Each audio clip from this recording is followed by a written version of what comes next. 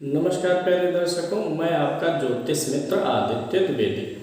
आज आपको एक नए विषय वस्तु के बारे में जानकारी देने वाले हैं। उसके पहले अगर आप अपनी जन्म कुंडली पर परामर्श चाहते हैं, अपनी कुंडली से संबंधित प्रश्नों के उत्तर और खराब ग्रहों के व खराब दशाओं के उपाय आदि के बारे में जानना चाहते हैं, तो आप कॉल कर सकते हैं 7800771770 पर कॉल करके अपॉइंटमेंट और शुल्क आदि के बारे में जानकारी ले सकते हैं। चलिए शुरू करते हैं, आज के विषय वस्तु पर चलते हैं।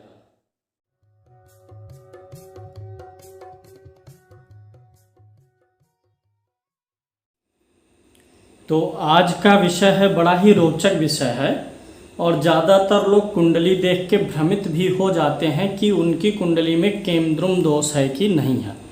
बहुत ही प्रसिद्ध चीज़ है और बहुत ही ज़्यादा परिणाम देने वाली भी है। केमद्रुम दोष को बहुत बड़ा दोष माना जाता है। आपकी कुंडली में कितने ही राजयोग हों, लेकिन केमद्रुम दोष हो जाने से सभी राजयोगों का परसेंट घट जाता है। 80% तक राजयोग खत्म हो जाते हैं, उनका प्रभाव खत्म हो जाता है। और अगर राजयोग नहीं है आपकी कुंडली में और तब केमद्रुम दोष लग गया है, तब तो पूछना ही क्या, रुला देती है। पूरी ज़िंदगी रोते हुए बीत जाती है। आपके सीने में, आपके दिल में कोई ना कोई ऐसा सूल चुभो देता है जिसे आप जीवन भर पछताते रहते हैं, जिसका मलाल रहता है। चलिए समझेंगे इस चीज़ को, कब बनता है, क्या परिणाम है और इसका परिहार क्या होता है कि अगर कुंडली में केमद्रुम दोष बना है तो कौन सी चीज़ें हों तो कट जाए, अगर नहीं कट रहा है तो कौन सा उपाय कर सकते हैं। तो इसमें मुख्य भूमिका जो होती है केमद्रुम दोष में, वह चंद्रमा की होती है। सबसे पहले हम देखेंगे चंद्रमा की स्थिति को। हमारे वैदिक ज्योतिष में चंद्रमा का बड़ा महत्व है। चंद्रमा हमारा मन है और इस संसार में व्यक्ति कुछ भी करेगा, अच्छा करे बुरा करे, वह हमेशा किस चीज़ से संचालित होता है, हमारे मन से। यानी चंद्रमा का हमारे हाव भाव, विचार पर, वाणी पर, व्यवहार पर, हर एक चीज़ पर असर है।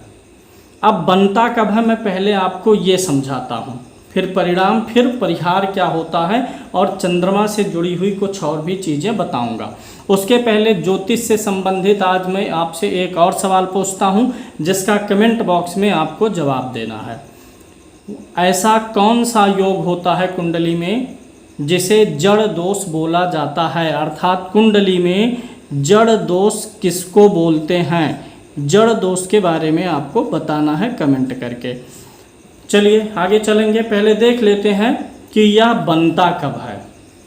सूत्र है, जन्म कुंडली में चंद्रमा जहाँ बैठा है उसके साथ में, चंद्रमा के साथ में, चंद्रमा के आगे और पीछे कोई ग्रह ना हो। चंद्रमा जहाँ बैठा है वह अकेला हो, किसी के साथ ना हो, आगे पीछे कोई ग्रह ना हो। यहाँ पर मैंने एक उदाहरण कुंडली भी ली है। अब चंद्रमा के आगे पीछे में 3 ग्रहों की गिनती नहीं होगी, सूर्य की, राहु की और केतु को छोड़कर।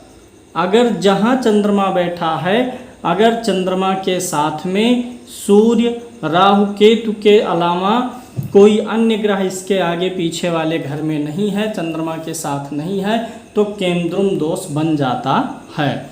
अगर ये ग्रह सूर्य, राहु, केतु चंद्रमा के साथ हो जाएंगे तब तो भंग हो जाएगा, लेकिन जहाँ चंद्रमा है अगर उसके आगे और पीछे वाले घर में सूर्य, राहु, केतु हैं तो उनको नहीं गिनेंगे, यानी मान लेंगे कि कोई भी ग्रह नहीं है। चंद्रमा लग्न कुंडली में अकेला बैठा हो, उसके साथ कोई ग्रह ना हो, चंद्रमा के आगे और पीछे वाले भावों में सूर्य, राहु और केतु को छोड़कर कोई अन्य ग्रह ना हो, तो केमद्रुम दोष बन जाता है। अब यहाँ पर हम इस बात को समझेंगे कि केमद्रुम दोष इतना भयानक क्यों हो जाता है। केमद्रुम दोष बनता है चंद्रमा से। चंद्रमा क्या है? मन। और चंद्रमा का तत्व क्या है? जल। चंद्रमा जल तत्व का है, चंद्रमा पानी है। अब पानी, चंद्रमा मन है और जलीय तत्व है। जल जिधर रास्ता पा जाता है उधर ही भटक जाता है, जल की कोई अपनी दिशा नहीं है। और यही मन का भी स्वभाव है, मन भी भटक जाता है अगर उस पर लगाम ना हो, कोई दिशा ना दी जाए। अब चीज़ को समझिए, चंद्रमा हमारे जीवन में क्या है? मन है। अब अगर किसी का मन अकेला हो, खाली हो, उसके साथ ना कोई हो, ना उसके आगे पीछे कोई हो, अगर कोई भी व्यक्ति अकेला होता है, मन अकेला होता है, तो ऐसे व्यक्ति हमेशा कुछ ना कुछ सोच विचार में लग जाते हैं। जाहिर सी बात है कि आप तभी काम करेंगे जब आपके साथ में कुछ हो, आपके मन में कोई ना कोई इच्छा हो, कोई ना कोई लक्ष्य हो। जब चंद्रमा अकेला हो जाता है, आगे पीछे कोई नहीं होता है, तो ऐसे में उस मन को कोई लक्ष्य नहीं मिल पाता है। चंद्रमा क्या है? जल। जल में हम चीनी डालेंगे तो जल मीठा हो जाएगा, नमक डालेंगे तो खारा हो जाएगा, कुछ तिक्त पदार्थ डाल देंगे तो तीखा। यानी चंद्रमा एक ऐसा ग्रह है जिसका साथ पाएगा उसी का स्वरूप धारण करेगा। इसका चंद्रमा अगर सूर्य का साथ पा गया तो सूर्य क्या है? आत्मा है, ज्ञान है, यानी मन को ज्ञान की बात बताएगा। अगर सूर्य को, चंद्रमा को मंगल का साथ मिल गया तो मंगल कौन है? उत्साह है, जोश है। तो चंद्रमा जोश बनाएगा, उत्साह बनाएगा शरीर में। इसी प्रकार से बुध क्या है? बुद्धि। अगर चंद्रमा को बुध का साथ मिल गया तो मन बुद्धिमानी पूर्वक काम करेगा, मन अच्छा साथ देगा आपका। गुरु हो गया तो गुरु क्या है? ज्ञान है, धन है, तो चंद्रमा ज्ञान और धन के साथ में घुल जाएगा। शुक्र, शुक्र क्या है? भोग विलास है, ऐश्वर्य है, प्रेम है, सौंदर्य है, तो मन पे सौंदर्य और प्रेम का रंग चढ़ जाएगा। शनि अगर चंद्रमा के साथ है तो शनि क्या है? विरक्ति है, दुख है, तो चंद्रमा विरक्ति और दुख वाले जल में घुल जाएगा। राहु और केतु क्या है? छाया है, भ्रम है, परछाई है, तो अगर चंद्रमा के साथ राहु केतु हो गए तो भ्रम हो गया, डबल माइंडेड हो गया। केतु हो गया तो मन में मोक्ष के भी विचार आने लगते हैं। मतलब चंद्रमा जिस चीज़ का साथ पाएगा उसी का तत्व अपनाएगा। अब अगर चंद्रमा को किसी का साथ ही ना मिले, अर्थात चंद्रमा के ना साथ कोई हो, ना आगे कोई हो, ना पीछे कोई हो, चंद्रमा अर्थात मन को एकदम खुला छोड़ दिया गया, ना आगे कोई है, ना पीछे है, ना साथ में कोई हो, तो ऐसा व्यक्ति मन माने कुछ न कुछ ऐसे निर्णय लेता है, ऐसे मानसिक उत्पत्ति होती है, विचारों की उत्पत्ति होती है, जिसकी गलती के कारण वह पूरे जीवन भर पछताता है। तो ये कब बनता है मैंने आपको बताया। अब इसका परिणाम जानते हैं। शास्त्रों में तो इसका परिणाम बहुत बुरा कहा गया है। शास्त्रों में बताया गया है अगर किसी की कुंडली में केमद्रुम दोष बना हुआ है तो वह राजकुल में भी जन्म लेकर के दरिद्रता का भोग करता है। वह व्यक्ति दारिद्र हो जाता है राज परिवार में जन्म लेने के बाद भी। इतना यहाँ तक कहा गया, मतलब और भी तमाम बातें हैं कि ऐसे व्यक्ति का मन अस्थिर रहेगा, समाज का विरोधी हो जाएगा, समाज उसे घृणा की नज़र से देखेगा, समाज से और अपने परिवार से बहिष्कृत हो जाएगा और अज्ञानता पूर्वक, निर्धनता पूर्वक जीवन यापन करेगा और कोई ना कोई ऐसी गलती करेगा जिसका दुष्परिणाम पूरे जीवन भर उसके हृदय को पीड़ा पहुंचाता रहे। यानी कुल मिला के अच्छा नहीं माना गया है, चाहे धन के मामले में, चाहे मान प्रतिष्ठा, सामाजिक प्रतिष्ठा के बारे में देखें तो ये चंद्रमा का केमद्रुम दोष अच्छा नहीं माना जाता है। इन जनरल ये योग चंद्रमा अकेला हो, उसके साथ कोई ना हो, ना आगे पीछे कोई हो, सूर्य राहु को छोड़कर केतु को, तो ऐसा लगभग आपको मिल जाएगा 40% कुंडलियों में। 40% कुंडलियों में केमद्रुम दोष आपको मिल जाएगा। तो इसलिए क्या वास्तव में आपकी कुंडली में है केमद्रुम दोष या उसकी काट हो गई है, उसका परिहार हो गया है? तो अब हम बात कर लेते हैं परिहार के बारे में। फिर आपको इस कुंडली के माध्यम से, एक वास्तविक कुंडली है, यहाँ पे आजमाएंगे। पहले परिहार देख लेते हैं, फिर देखते हैं कि अभी जो सूत्र है कब बनता है, अभी तो लागू हो रहा है, क्या परिहार हुआ है कि नहीं हुआ है, होगा तो कैसे होगा देखते हैं। देखिए, चंद्रमा अकेला हो, आगे पीछे कोई ग्रह ना हो, सूर्य राहु केतु को छोड़कर, तो केमद्रुम दोष बन जाता है। परिहार कब हो जाता है? जब चंद्रमा जहाँ बैठा है उस चंद्रमा पर किसी ग्रह की पूर्ण दृष्टि पड़ जाए। चंद्रमा पर पूर्ण दृष्टि, चंद्र पर किसी ग्रह की पूर्ण दृष्टि बनेगी तो यह योग भंग होगा। पूर्ण दृष्टि यहाँ पर आपको समझनी पड़ेगी। ग्रहों की दृष्टि के बारे में मैंने पहले भी आपको एक वीडियो बनाया हुआ है, लेकिन मैं यहाँ फिर से समझाऊंगा। चंद्रमा यहाँ पर है तो चंद्रमा पर पूर्ण दृष्टि किसी ग्रह की पड़नी चाहिए। ग्रहों की दृष्टि के बारे में वीडियो बना हुआ है, आप उसे देखेंगे। मैं यहाँ सिर्फ एक उदाहरण से समझा रहा हूँ। हर ग्रह अपने से 7वें भाव को पूर्ण दृष्टि से देखता है। किस भाव को? 7वें भाव को पूर्ण दृष्टि से देखता है।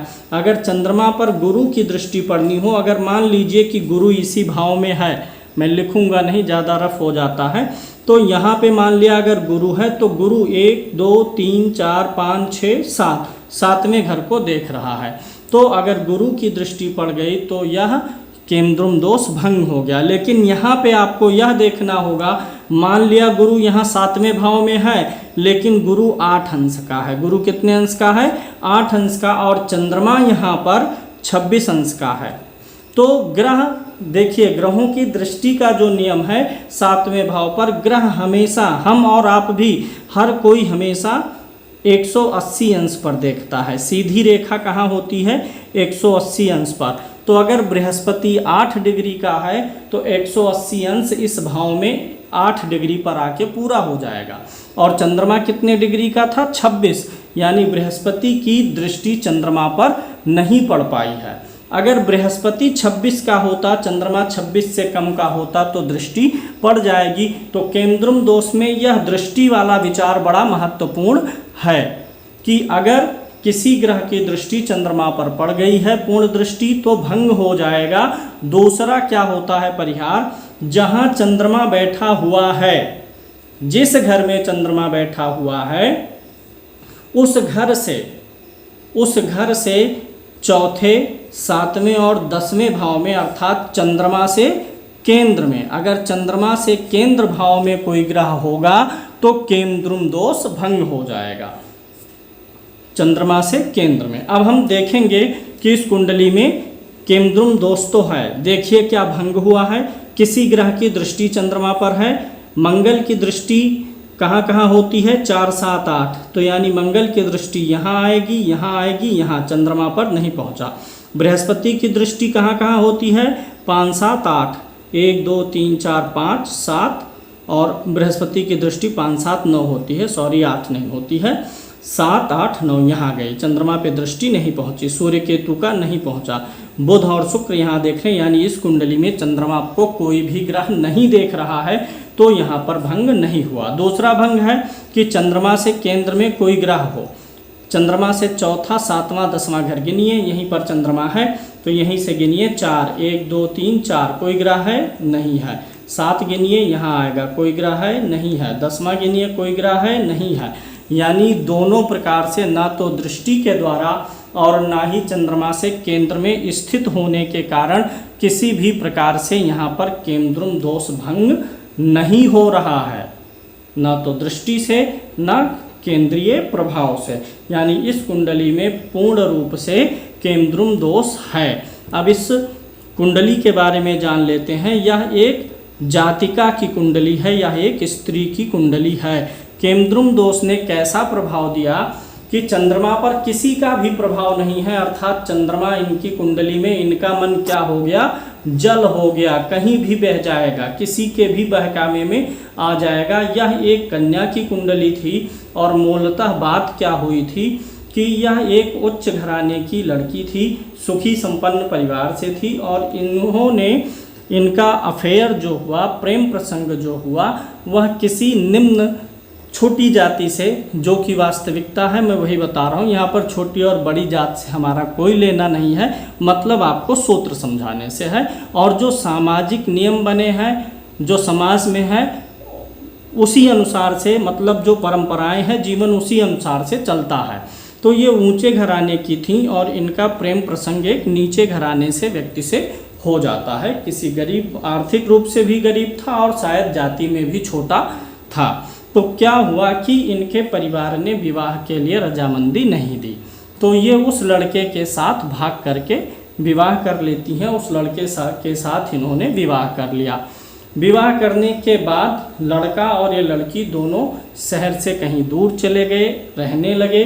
बाद में साल भर बाद वह लड़का भी इनको छोड़ के चला गया, यथा हाल पे बिना बताए चला गया। अब ना तो ये अपने घर की रहीं, ना तो जहाँ इन्होंने प्रेम किया वहाँ की रह गई। तो देखिए, एक बड़े परिवार में मतलब सुख साधन वैभव था, धन थी, सुख था, समृद्धि था। केमद्रुम दोष ने उसको इस हालत में ला दिया कि वह सारे वैभव को छोड़ के एक ऐसे लड़के से विवाह कर ली जो उसे साल भर के भीतर ही छोड़ के चला गया। हालांकि लड़की पढ़ी लिखी थी तो उसने जॉब करना शुरू किया। अब जॉब करके कमाएंगी, अपना पालन पोषण करेंगी, लेकिन केमद्रुम दोष ने इनको सामाजिक मानहानि कर दी। भोग विलास, लग्जरी और धन समृद्धि का जो मान सम्मान से युक्त जीवन था उससे भी दूर कर दिया।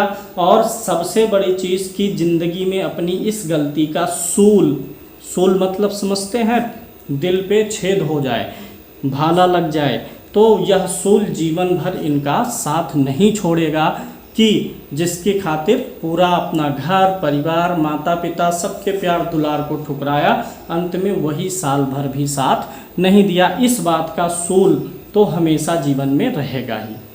तो कब बनता है, क्या परिणाम है, क्या परिहार है, बताया गया। अगर आपकी कुंडली में या आपके घर में किसी की भी कुंडली में यह बना हुआ है और परिहार नहीं हो रहा है, कट नहीं रहा है, तो आपको इसका उपाय करना पड़ेगा। उपाय कैसे करेंगे? चंद्रमा के 1 लाख मंत्र जाप करवा के हवन करवाइए। चंद्रमा के कितने मंत्र? 1 लाख मंत्र जाप करवा करके हवन करवाना पड़ेगा, तभी अशुभ चंद्रमा का जा कर के निवारण होगा। जप और अनुष्ठान आप हमारे यहाँ से भी करा सकते हैं। हम आपके जो कुंडली में काल सर्प है, मंगल दोष है या अन्य कोई दोष है, नीच दोष है किसी ग्रह का, तो उन सब की शांति भी हमारे यहाँ से होती है। उसके लिए आपको आना नहीं पड़ता है। पास के हैं तो आ सकते हैं, दूर के हैं तो आप अपना नाम पता, माता पिता का नाम, गोत्र और फोटो आदि भेजते हैं, हम शांति करा देते हैं। जप और हवन का वीडियो भी हम आपको भेजते हैं। तो इस प्रकार से केमद्रुम योग की यह थोड़ी सी सच्चाई, थोड़ी सी क्या पूरी सच्चाई मैंने आपको रखा है। आज का जो सवाल था जड़ दोष, उस पर आपको जवाब देना है। और यह कार्यक्रम देखिए, मैं कार्यक्रम टू दी पॉइंट बनाता हूँ। कार्यक्रम शुरू करता हूं तो सीधे विषय वस्तु को ही समझाता हूं, ना कि इधर उधर की बातें ज़्यादा करता हूं। इसलिए आप लोग भी कार्यक्रम को लाइक ज़रूर किया करिए और कार्यक्रम को अंत तक ज़रूर देखा करिए। पूरा ज़्यादा देर आप देखेंगे तभी मेरी मेहनत सफल होगी। आज के लिए इतना ही। जय श्री कृष्णा।